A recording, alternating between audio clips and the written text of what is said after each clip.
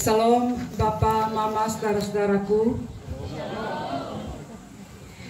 Terima kasih hari ini menemani kami duduk di tenda duka, melewati duka yang kami alami.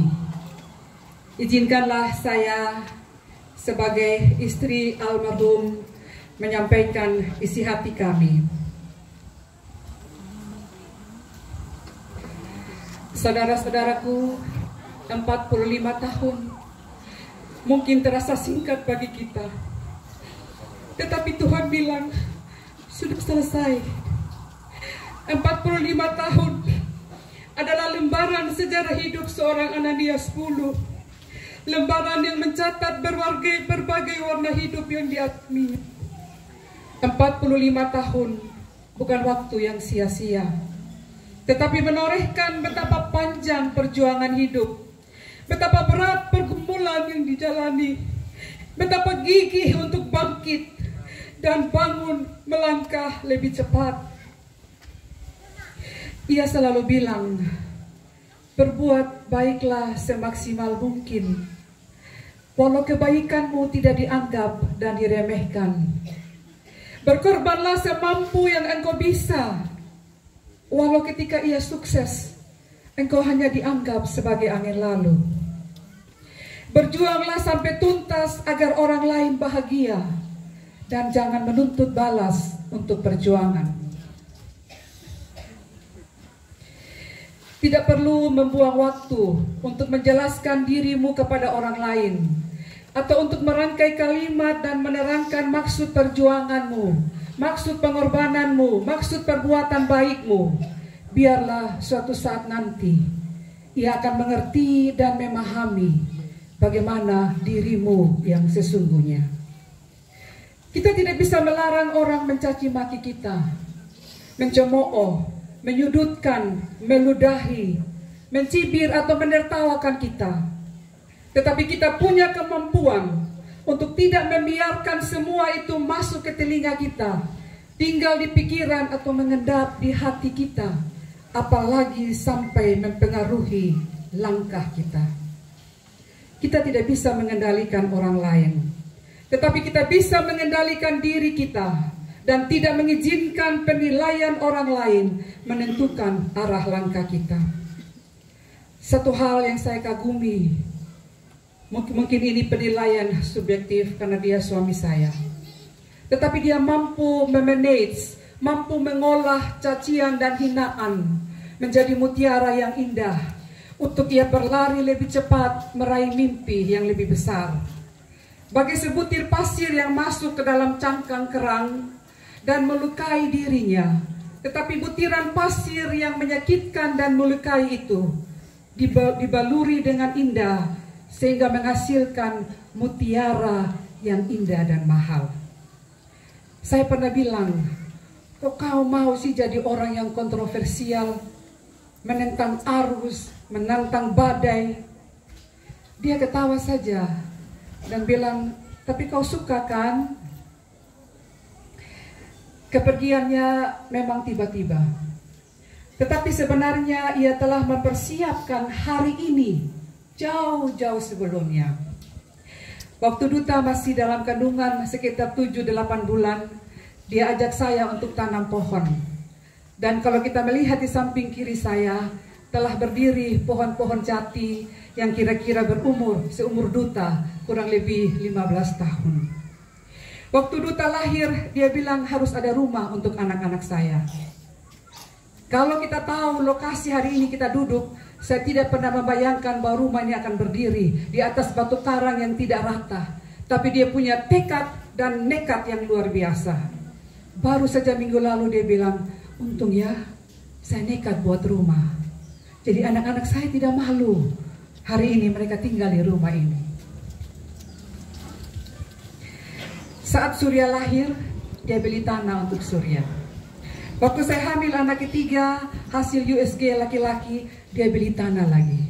Dia bilang, saya tidak mau anak-anak saya tidak punya tempat untuk ketika mereka nanti besar.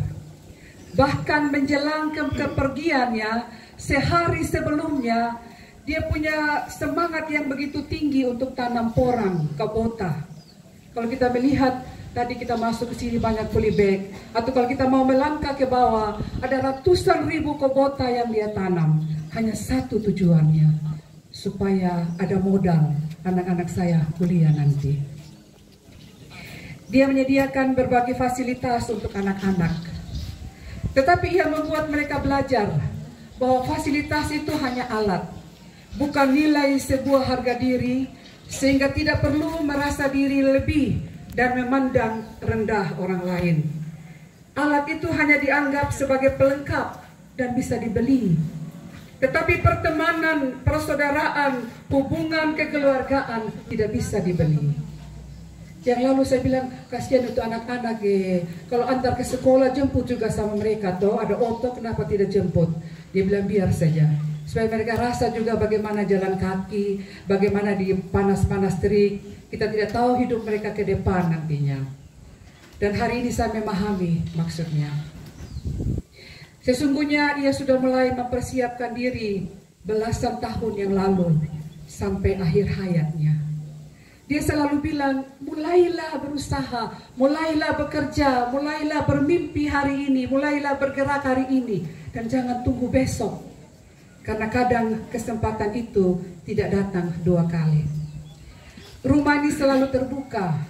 Dan siapa saja yang lapar, yang kepingin minum, silakan masuk dan menikmati apa saja. Dia selalu ingin supaya orang yang datang ke rumah ini tidak boleh pulang dengan perut kosong. Dan saya tidak terbiasa dengan cara-cara ini. Tapi dia memaksa saya, tanda kutip, untuk harus terbiasa dengan cara seperti ini. Kakak Reli sudah cukup memahami situasi ini. Beberapa kali tengah malam bangunkan saya untuk memasak bagi teman-temannya. Dan saya berusaha memahaminya dan tidak mempersoalkan itu. Saudara-saudaraku, di dalam kepedihan yang kami alami, kami sangat ditopang. Merasakan hangatnya cinta kasih yang sungguh tulus dari Bapak Mama Bumi Indah. Sungguh besar cinta kasih untuk Bapak Duta dan kami. Kami baru dekat, tetapi saya tidak memahami begitu besar cintanya buat kami. Dan itu membuat kami tegak dan menghadapi semua ini. Kakak Reli, anak-anak dan keluarga besar bertindak sebagai kakak sulung dalam situasi ini. Saya jujur saudara-saudaraku, saya tidak punya apa-apa. Kepergian yang begitu cepat, tiba-tiba tanpa diduga, dan harus menghadapi situasi ini. Dan ada kakak yang mau menanggung beban ini bersama-sama dengan kami keluarga. Terima kasih untuk Bapak Bupati, Wakil Bupati, Setda Kabupaten Sumba Barat, rekan-rekan pendeta baik pada arah sinode, klasis dan jemaat. Luar biasa sekali. Di hari kematiannya kita bertemu sebagai pelayan Tuhan. Dan ini perkara iman yang luar biasa. Ibu pendeta bersama PPMJ, GKSW Mangura, pusat dan cabang-cabang, terima kasih untuk dukungan doa, topangan bagi kami semua. Pimpinan dan anggota DPRD Kabupaten Sumba Barat Daya bersama Sekretariat DPRD, terima kasih untuk cinta kasih yang telah diberikan bagi kami menghadapi situasi ini.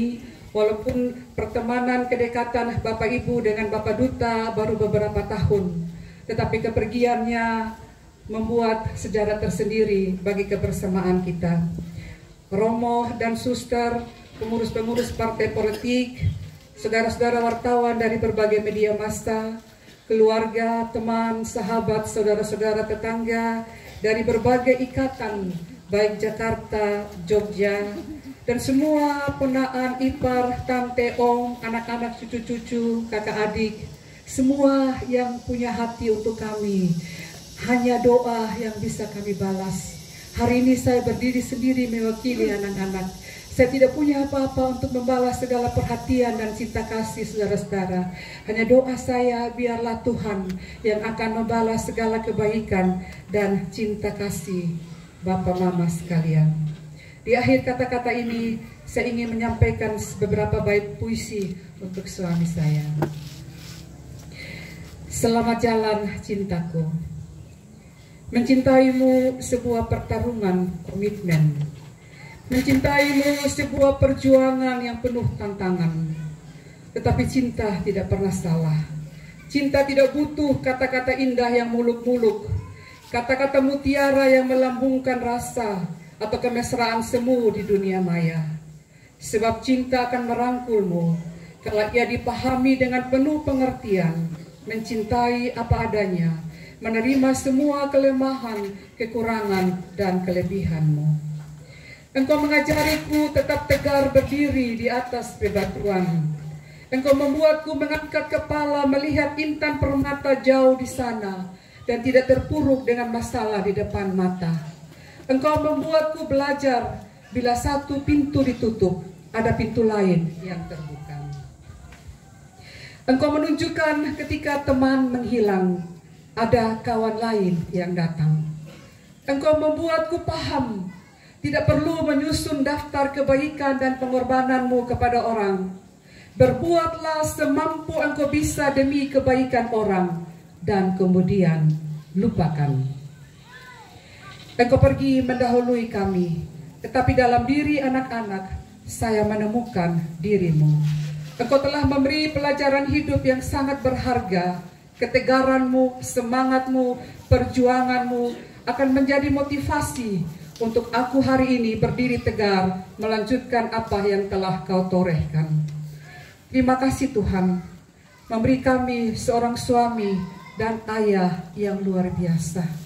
Terima kasih Tuhan, tempahanmu sungguh wow, membuatku tegar berdiri hari ini.